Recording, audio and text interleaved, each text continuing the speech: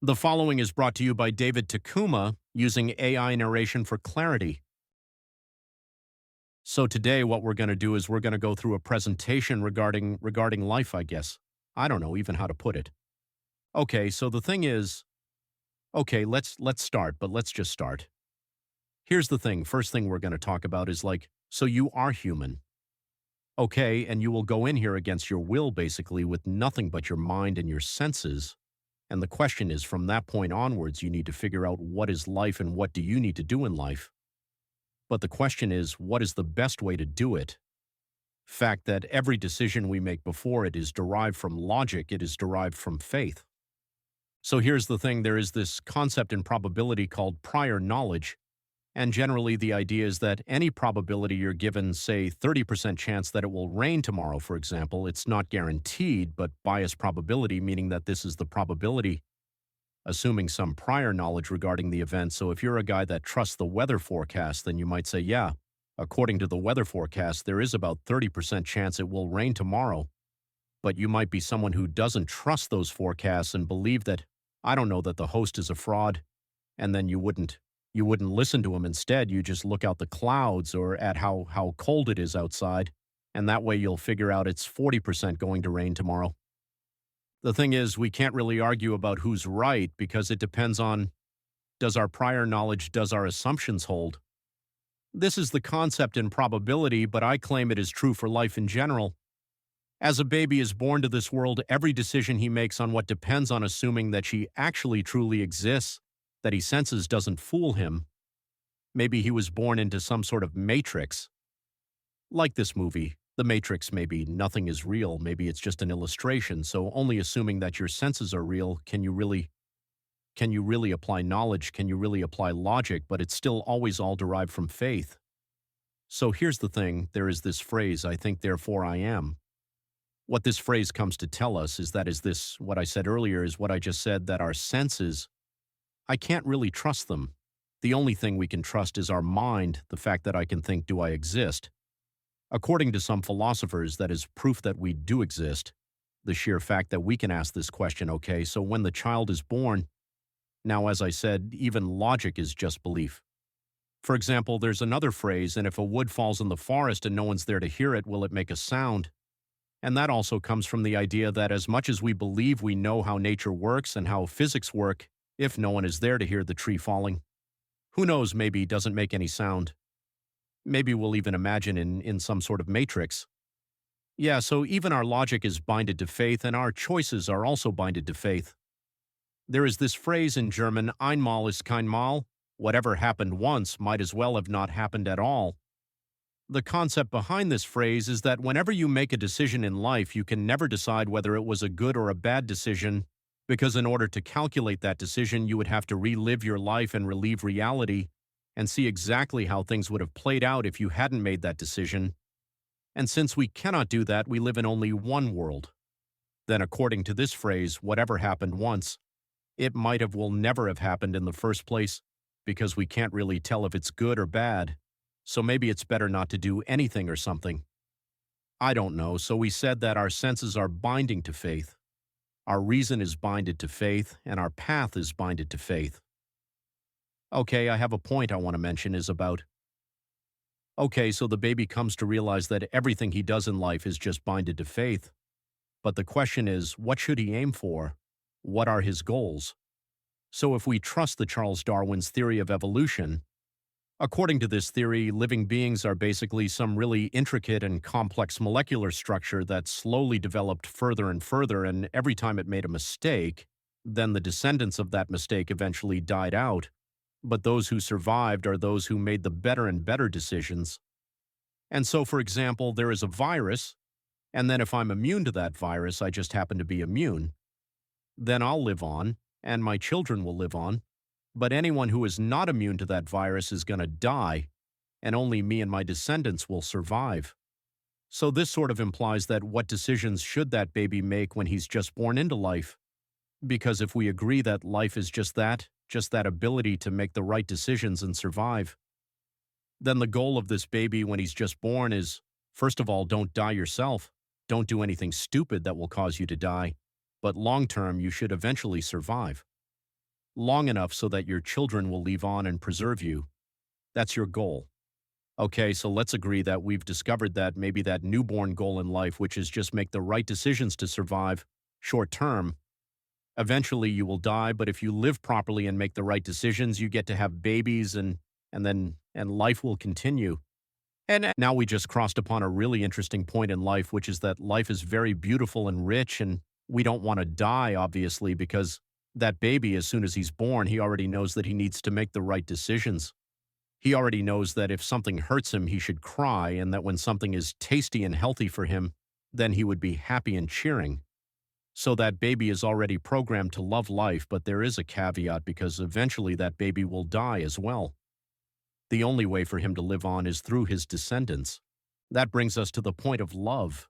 In order for the purpose of life, which we defined earlier, to be meaningful, we need to have the ability or the will to see someone as the carrier of life for us when we are gone. So according to this concept, I will define love as seeing someone else as the one who is going to continue our life, our path in life when we're already gone, if we don't have that someone that we love, that we find his continuation important. More than our continuation, then there's no point in living because no matter how great my decisions were throughout my life, I will eventually die. And so the best thing I can do with my life is to find someone to pass that knowledge, pass that good decision making onwards to so that he could live his life and then pass it on and repeat. So love is also an essential part of life if we define love this way. Another point I want to mention is that, as I said earlier, everything in life eventually comes back to faith. We need to believe that our senses are real, that our logic is not flawed, and that our path is the right path.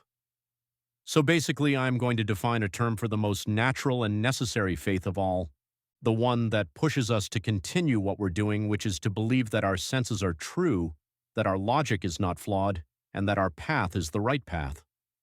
So I'm calling this faith the natural faith, which is basically believing that there is a path to preserving life and that we're going to find it and that it's possible to find it. This is still just a belief because we don't even know if we are real. We don't even know if our senses are real, but we have to assume that they are in order to manage to survive. Yeah. So the natural state is assuming that there is a path for survival and that I'm going to find that it's possible to find it. Now, here's another thing. One might argue, what's the point in believing that there is a path that I'm going to find it? Maybe I'm wrong. Maybe I'm not going to find it ever. Maybe I'm just fooling myself and leading myself down the wrong path. But here's the thing. We are a learning creature. That's what we are meant to do. That's what we are built for. And as I'm learning, as a creature, the one thing that is demanded for proper learning is to have a thesis and then test it out. If we don't believe that our path is right and that it can be tested, then we're never going to learn and we're never going to actually find the right path. Because if we always assume that we are wrong and that we are on the wrong path, then we will never give it enough chance, enough time to test it out and see whether it's right or wrong. The only way to properly learn is to stick to your path. Believe that you're doing the right thing, and if you turn out to be wrong, it's okay, because that's how you learn. You learn that your path was wrong, and now you can change it and improve as the concept of learning. So even though faith is to be distinguished from reality, as a thinking creature, we are required to decide that our faith is reality, so long as it's not been proven otherwise, so that we could test it out and possibly learn something new. Presented here are the 7 fundamental needs and pains shared by every living creature. This framework was built methodically, starting from the most minimal assumptions about life and survival.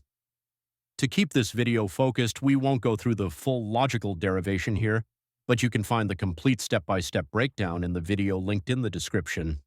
Okay, so moving on now that we've properly defined what is actually needed to make the right decisions, which are 7 needs and pains every person has that he has to succumb in order to live life correctly. We need to discuss some more nuanced decision-making because not everything we do is because we need it really right now to survive. Sometimes we just want things, right? Maybe, yeah, we just had some wants which are not very well defined. Maybe eventually they will help us a lot, but right now they are very rough ideas. Say I want to eat ice cream. I don't think about the nutrients I'll get from ice cream. I just know that I want something sweet right now. Not maybe eventually you give me something I truly need. Maybe it will give me that extra dopamine, extra happiness to do something to work out, or I don't know, maybe to start some process of meaningful decision making, but not everything that we want. Not everything that we want we necessarily need now. While I do personally believe that we can divide every want that we have into either short-term survival need and long-term aspiration to improve the likelihood of survival of my children. So for example, I do believe that if you want to eat ice cream, it might deep down come from some desire to really get assurance that you are a very high likelihood to survive near term, because that sugar spike gives you that extra confidence that you have enough energy to fight a bear. If it comes, for example, I do believe that to some extent our smaller needs come from that. Or, for example, if I do something really grandiose, like, I don't know, create a painting or start a very big project, I do believe that to some extent we do that because subconsciously we want to just improve the world so that our children will have better chances of survival. Despite all that, we do need to remember that there is a balance, because those 7 needs and pains that we all have, finding that path of making all of them happen altogether is pretty delicate.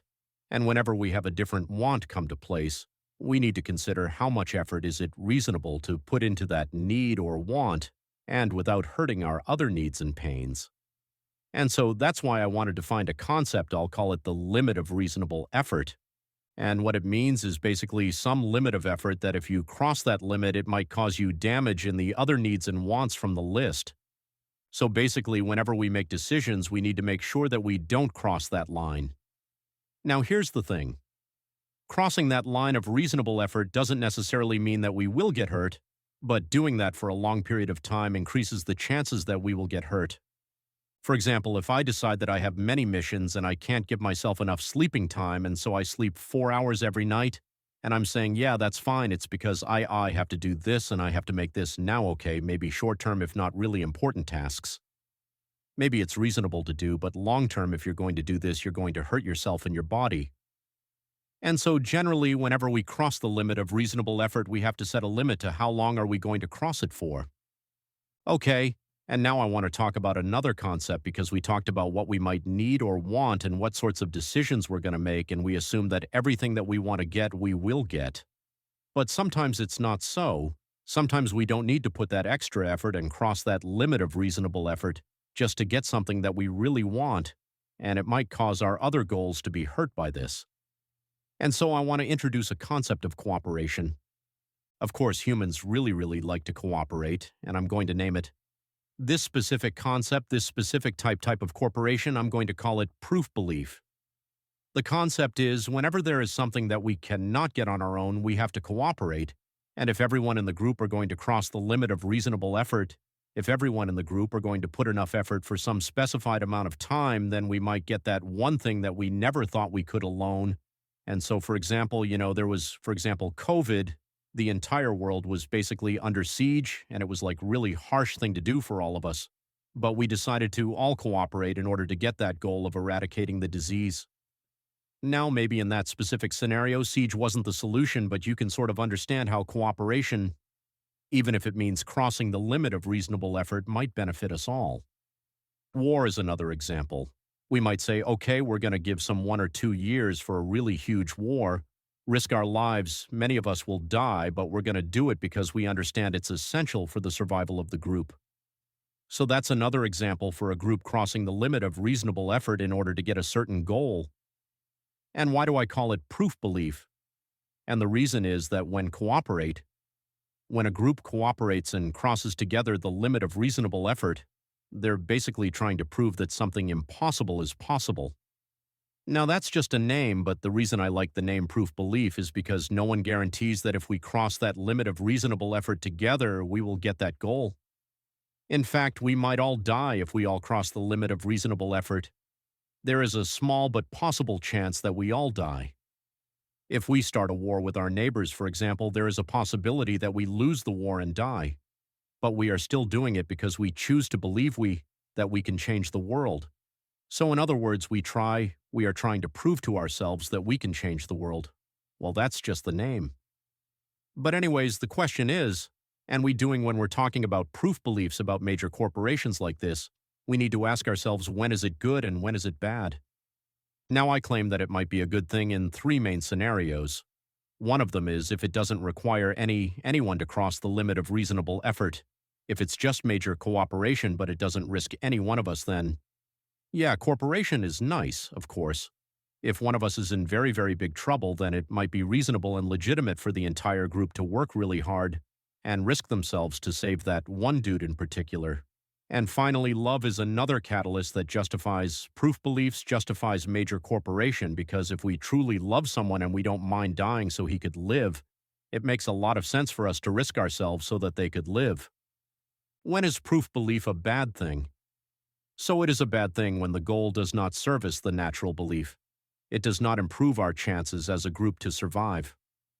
Or basically, a proof belief becomes negative when, instead of constituting the meaning of life, which is first self-survival, then survival of my loved ones, if we do the opposite thing, if we risk the survival of our loved ones and our descendants, and those who will come after us, if we risk their lives for our own survival in sort of a selfish way, that is exactly the opposite of the meaning of life, and that's what I will define as a bad proof belief. And another subject I want to talk about when talking about corporation is a concept of symbiotic relationships. So basically, in nature, when you look at symbiosis, there are two main types. There is the mutual symbiosis, where two distinct animals cooperate in such a way that benefits both. And there is the other type of symbiosis, which is actually one partner gains and the other loses. And the concept I want to talk about, I want to define something I would call a mirror image. So I'm saying that I hold mirror image for another guy is basically said that whenever I plan any sort of relationship with that guy, I always aim for the mutual symbiosis. I always aim that our cooperation will benefit both of us. Whenever I say I do not hold mirror image for the guy, what I mean by that is that I intend to form some sort of relationship with that guy that is going to benefit me and hurt him. And also by doing so, I expect him to do the same. I expect him to try to use me and to take advantage of me. And so the first type of relationship, holding mirror image for another guy, having mutual symbiosis, well, is a more stable long-term and more profitable long-term. While breaking mirror image for another person allows for lying, allows for taking advantage, and allows for short-term profit, but long-term you can expect it to be not stable, and you can also assume it's very destructive. And it's also very cocky, one would say, because you think you can always be better than the other guy, and you're choosing to play a zero-sum game with that other guy. But he might win, and whenever he wins, you lose. Okay, now then, mutual symbiosis, having mirror image for another guy, actually does not allow us to cheat, to lie, to try to take advantage of that guy. So that's another consideration, because if we do that, then there is no point in long-term mutual relationship. Okay, these are the main definitions I wanted to give about cooperation and faith. Now we can move on to maybe the main subject, which is negative beliefs. The thing is, we all look for that optimal golden path that will allow us to preserve all of our needs and avoid all of our pain.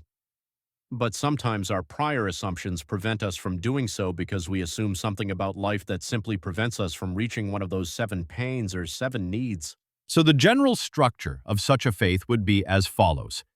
Humans, in general, are not allowed or are not fit of being granted or being validated for the need or the pain of this and that one of the 7 needs or pains. Now I'll work it out again and I'll explain the structure first. A negative faith has to do with assuming that humans in general cannot reach one of those 7 needs or pains. The reason why it's a generalization for all humans is because if it was just for me, then it couldn't be too much of a deep faith that will prevent us always from reaching some need or pain.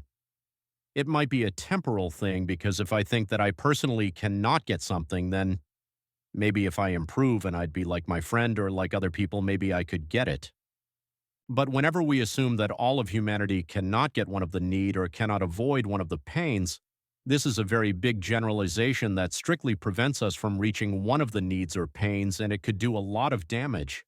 And so that's why negative belief has to do with all humanity, a generalization. So when building a general structure for a negative belief, a given is that we must assume one of the basic needs or pains are unreachable. But we also need to give it an interpretation, namely, who is to blame for the situation, and how am I expected to deal with it? So it's either we blame ourselves or the world. And it's either we are expected to try and fail, or we are expected to ignore it altogether. In the negative belief structure I gave earlier, we assume either that humanity is unfit of something or that they are unallowed. What I mean by that is that it's either that humans are not capable enough, meaning not fit, or the world itself is too cruel. So that's who we choose to blame. And it's just two ways of looking at the same bad thing happening.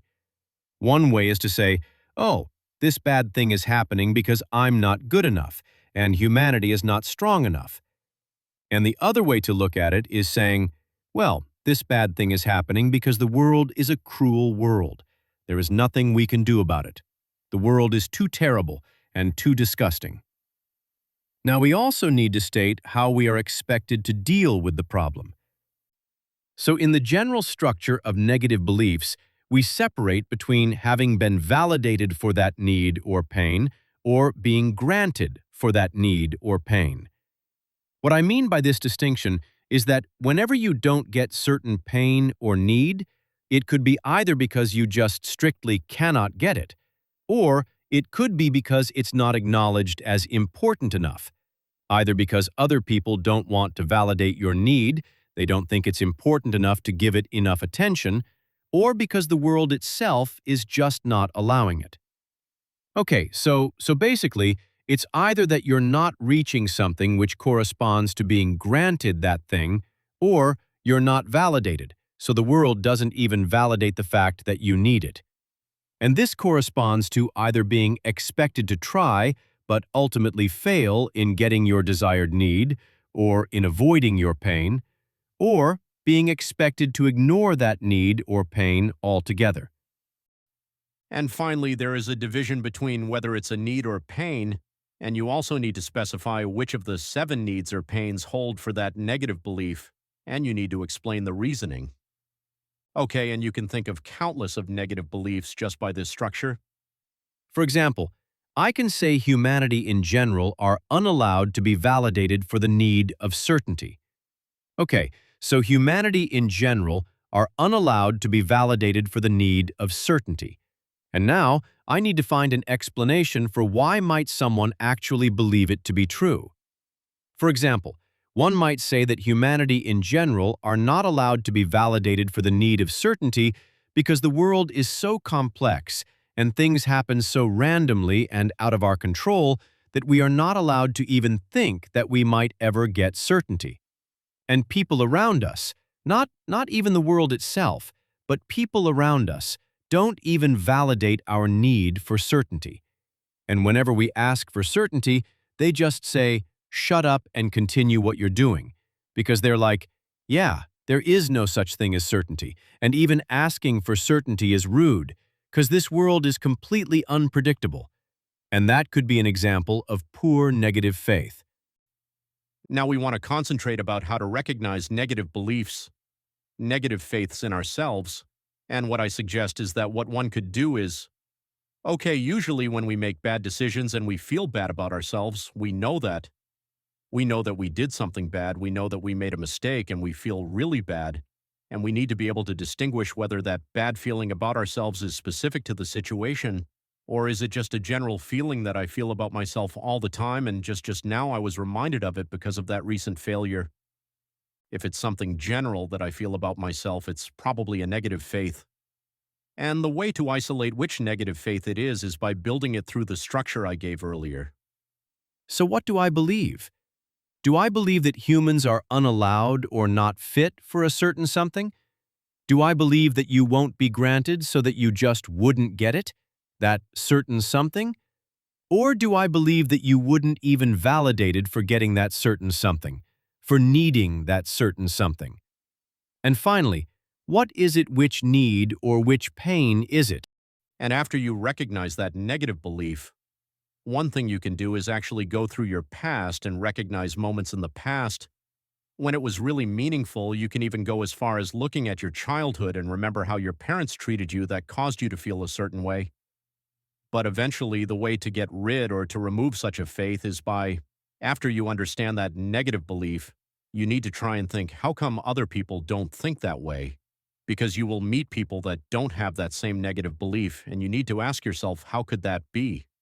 When you challenge yourself, you'll discover that there is a reason, and that in fact negative beliefs are never solid logic of arguments. I mean, they are, except they are always missing some larger reasoning. The reason why negative beliefs could never be truths is because if we assume that one of our needs or one of our pains could never be met, we might as well assume that we all should die and shouldn't try anything and should give up our lives. Now, obviously, it makes no sense to do that because the fact that we're here and we made it this far proves otherwise. And so we do expect that every single one of our needs and pains can and should be answered, otherwise we're just risking ourselves for nothing. And I also want to mention some really interesting metaphor. There is a story about an experiment they took a month and they put it in a bucket of water. Now some of them mice drowned after 5 minutes, some of them drowned after an hour, and some of them drowned after a day. But then what they did in the experiment is they took one of the mice, put it there for as long as it could handle, and whenever he started drowning, they got him out. And then they put him back into the bucket of water. How long do you think that mouse survived? He survived for like way longer, maybe even days before drowning. The reason is that he was certain that someone is going to get him out, and that's why he kept on swimming. Theoretically, we should always aim to be like that mouse that do believe that someone will get him out. The reason for that is that if we don't estimate it's possible, then we might as well do nothing. But if we are going to die anyway, then there is nothing wrong in trying. Okay, yeah, that mouse, he made way more effort, he was way more exhausted, he suffered way more pain than the other ones who already drowned, but he drowned as well anyway, so he didn't lose anything by trying. And that's why we should all aim for believing that someone will get us out of the bucket, believing that we can do it. If we assume we cannot do it, then there's really no point in living at all. Okay, that was kind of depressing, but moving on. Now that we sort of understand how to deal with our own emotions and our own beliefs, I do want to talk about how to deal with other people's bad behavior. So one thing I want to talk about first is the concept of stress. I'm using the term stress to refer to the concept of being in a situation where reality knocks at our door and reminds us that as much as we believe we can do it, as much as we believe in the natural belief that we can find and will find a way to survive, sometimes reality knocks at our door and reminds us that it's not necessarily the case. Okay, so we should make that distinction. The fact that we choose to believe that it is the case doesn't mean that this is necessarily the case. And sometimes reality reminds us that it might not be the case, and when that happens, I would refer to it as stress. Why? Because reality puts us at some extreme case, some very stressful situation, and we need to pass that test. We need to pass that challenge in order to remain alive. And so I want to distinguish between 4 different types of stresses. First of all, whenever you apply stress on someone else, it could either be an environmental stress or a social stress.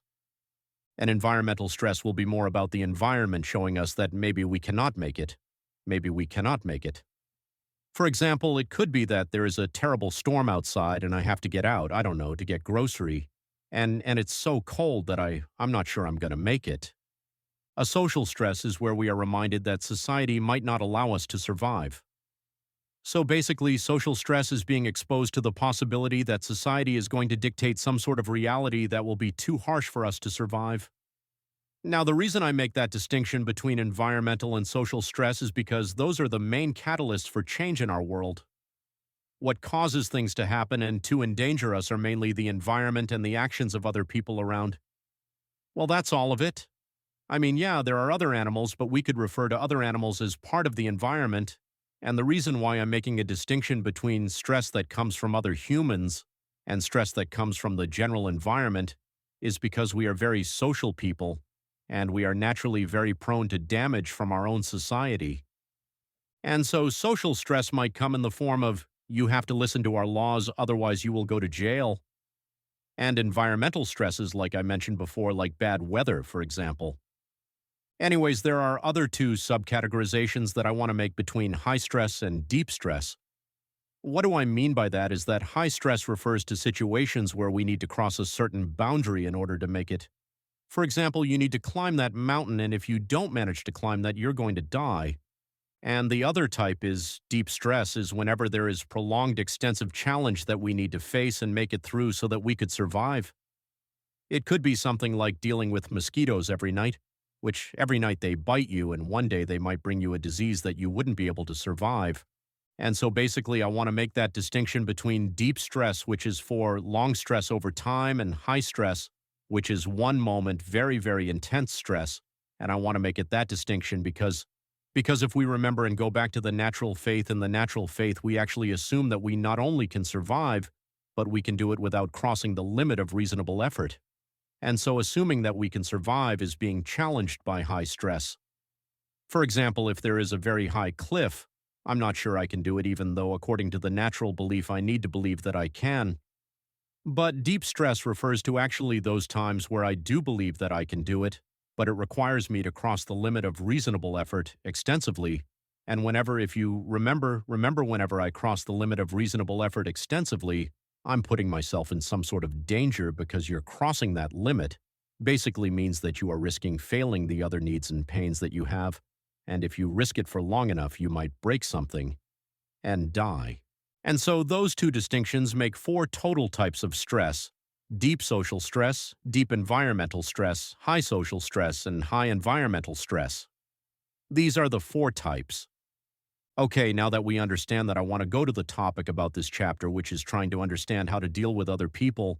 And remember, when we talked about corporation, we said that while there is this classic form of corporation, which is just either symbiotic or very competitive with holding mirror image, or without holding mirror image, but there is also this special type of corporation, which is proof belief. And that's basically the type of corporation that demands everyone in the group to cross the limit of reasonable effort together in order to achieve something. But if you also remember, I also explained that sometimes people might choose to apply a proof belief on a group in a way that doesn't really benefit the group, but it's actually a selfish way that only benefits some, and I told you that this is a bad sort of proof belief. So basically, if our proof belief follows the main meaning of life, which is short-term survival and long-term survival of the group, of our lost ones, then we're expected to properly manage proof beliefs. But what I want to explain now is a concept called proof people. Proof people are people who doesn't listen to that meaning of life. Instead of aiming for short-term survival and long-term survival of the group, they do the opposite. They are willing to risk the group and risk their loved ones for their short-term gain. And those people, I call them proof people, because they tend to apply proof beliefs on the group in a way that damages the group but benefits them. And you could basically say that they are just people who tend to break the mirror image, but it's more than that, because breaking the mirror image is generally legitimate. What's not legitimate is when you do it in a systematic way, which causes people, which puts other people in danger. Anyways, we all sometimes fall for being proof people.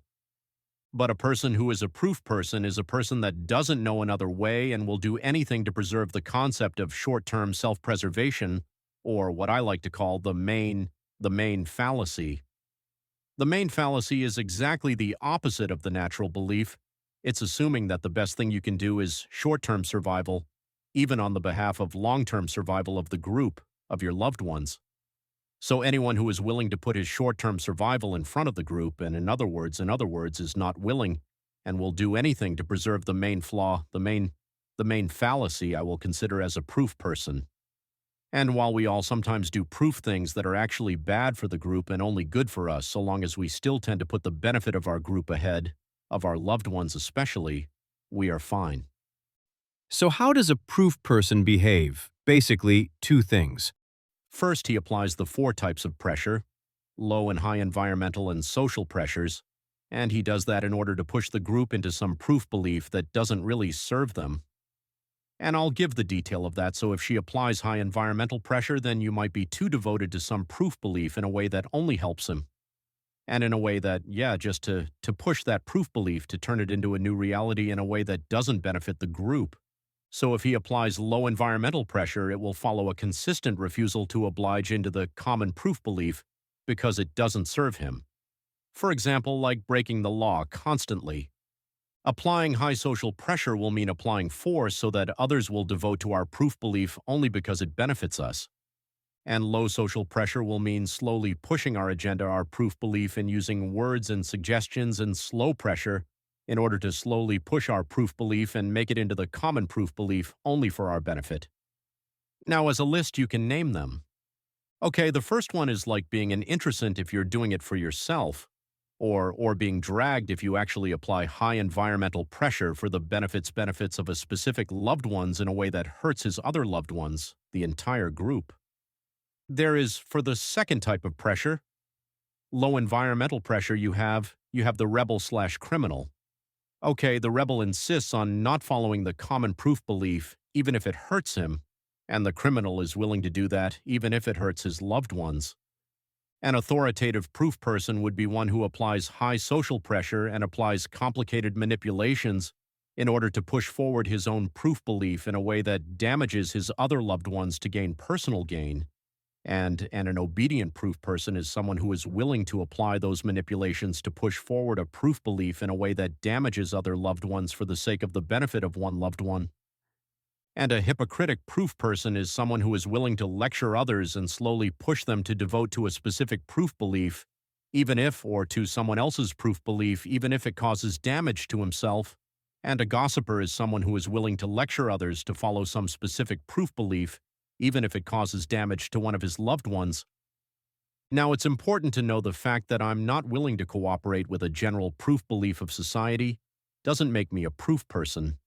It's only if I truly love that group and still follow that main fallacy and still put my need over the group even though I love them. This is what makes me a proof person if I do it consistently.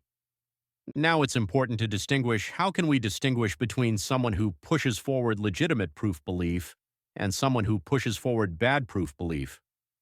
And so we already said that the difference is really in the motive. When a selfish motive and a reasonable motive, now for a reasonable motive, we have to follow one of three reasons. We actually talked about it in the beginning of the lecture. There are three main reasons why proof belief would be reasonable. Either it's because no one gets hurt, so there is a redundancy. No one has to cross the limit of reasonable effort for that proof belief. Or if someone of the group was in distress, and then it's reasonable for the group to cooperate in order to help him if they love him. The third reason is if we do that in the sake of love, so if we do that in the sake of even slightly improving the state of the group, it's still legitimate because we do that in order to improve the group for the future to come for our children, etc., and we do that out of love, then that's legitimate as well. And regardless, you need to remember that any proof belief becomes illegitimate if it's not limited in time. If you're planning to this indefinitely, it's not good because indefinitely means you will get hurt eventually. So here's the thing, while you might still use stress in order to promote your proof belief, if it's a reasonable proof belief, it's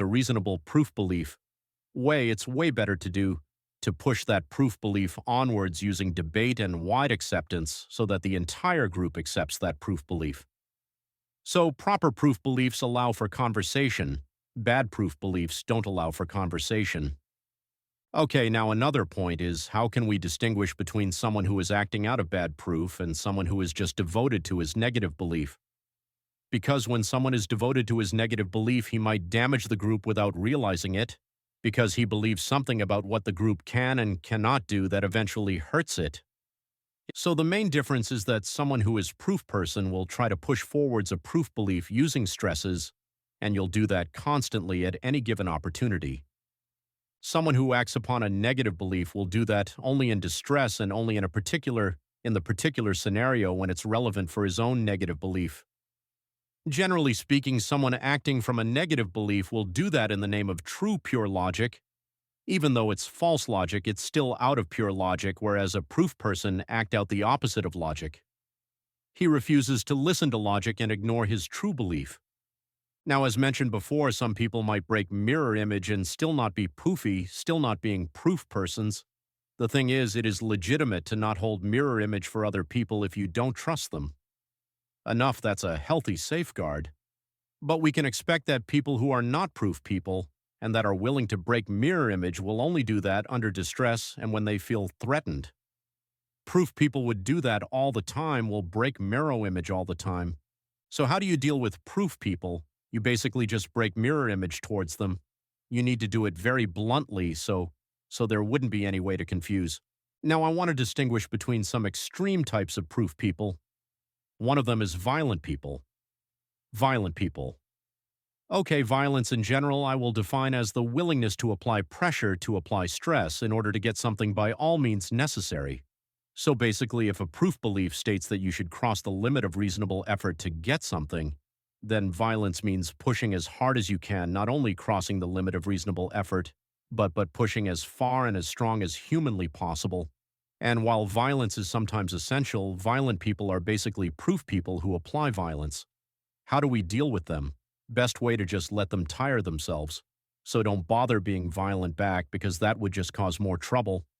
Instead, just try to warn them, try to threaten them eventually to turn to help and ask for help if that doesn't work. But don't try to apply force back and violence because it just caused more trouble. In an extreme scenario where you are dealing with a violent person and you try to warn them and they didn't stop and you tried to push them away and it didn't work, and it didn't work, in that case it is legitimate to apply the most amount of power you can apply, which is basically killing them in an extreme scenario where you have no choice. So that's basically self-defense. Another special type of truth people are, I call it, mockers. Mockers are people who try to camouflage their proof behavior, their main fallacy, and act as though their intent is genuinely to the best of the group, so they wear a mask, but actually they mean they are loyal only to the main fallacy, and they will eventually push proof belief that only benefits them when they could. But they are trying to camouflage it. So what they'll do is they'll talk about helping the others and considering the weak ones, and they will offer activities that are naive and fun and legitimate, like, hey, let's just spend time together. It's so boring, or it's just, I like you, let's hang out. But then whenever they get the opportunity, they'll turn on you and will start applying pressure for self-gain. And whenever you'll try to walk away, what they'll do is they'll come back into that previous version and be like, hey, what are you doing? We talked about and how we're going to cooperate. And they'll start talking again about that legitimate proof belief they promised earlier. So how do you deal with those people? You basically need to become resilient to their attempts at making you feel guilty. Because you will eventually have to walk away when you discover that they were fooling you all along. But whenever you try to walk away, they'll try to make you feel guilty for that. You need to build resilience for feeling guilty and walk away anyways, even though they'll make you feel bad. And finally, I want to talk about a phenomenon where what do? Where someone whom we truly love and care for, we find out that he has some negative belief that really bothers us. Everyone has negative beliefs, so we shouldn't be surprised if it happens.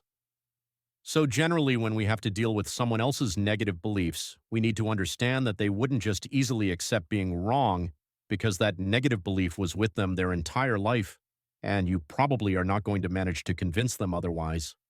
They will probably experience some cognitive dissonance, meaning they'll really refuse to admit that what they're doing is causing damage to them. And so how do you deal with that? First of all, you need to acknowledge the fact that they might break mirror image towards you and apply high stresses towards you just in order to preserve their negative belief. You need to understand that they might be very cruel just to preserve that. And in order to be convinced that we are right and they are wrong, you need to remember we need to understand that we are right in this debate, but we cannot debate it because whenever we try to debate it, they will put the guards up and they will start lying and manipulating and breaking mirror image just so they could keep on the narrative. So we still need to convince ourselves that we are right, but without forward confrontation because it would be pointless. So how do we do that? We need to ask ourselves, first of all, we need to understand what the negative belief is and what is the natural belief that corresponds to it. What makes that negative belief wrong? So when trying to get convinced that someone's negative belief hurts him, we need to consider how he acts in a way that hurts him and how he reacts in a way that hurts him. But we also need to consider how he might not act or react when needed in a way that hurts him as well. So a negative belief could cause him to either act or avoid, actively or reactively, in a way that hurts him or his loved ones. This strips down to the following 4 questions. First, when was this guy hurt for refusing to cooperate with someone who has the natural belief? So the first one is really about we need to prove to ourselves that this guy does cause himself damage by not cooperating with us, for example. The second question is about when was he hurt for cooperating with someone that has the same beliefs as he does. This is because we need to be convinced that his way causes damage to others. Third, we need to ask when was he hurt for insisting to follow his own negative beliefs. And finally, fourth and finally, when was he hurt for acting upon the natural belief in the wrong time? Because usually when you have a negative belief, eventually you'll feel bad for it, and you'll try to compensate for it by acting kindly when it's irrelevant already.